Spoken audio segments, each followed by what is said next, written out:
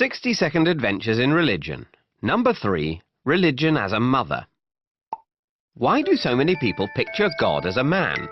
J.J. Backoffen was a Swiss professor of Roman law who was probably a bit of a mummy's boy. He thought that religion was part of a process that began in the days before monogamy, when the only parent anyone could be absolutely certain of was their mother. So when people tried to make sense of the mysteries of nature, it was only natural to attribute them to a motherly character, hence a widespread prehistoric religion based around motherhood. But then men started to take more of a part in the family unit, hogging the remote control and indeed global control, so the idea of a nurturing goddess was soon replaced with a male god.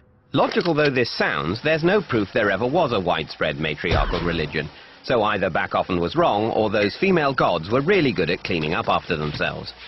But his ideas have inspired others, including scientist James Lovelock with his Gaia hypothesis that suggested you can better understand the whole biosphere of the Earth by seeing it as a single entity in a metaphorical female form.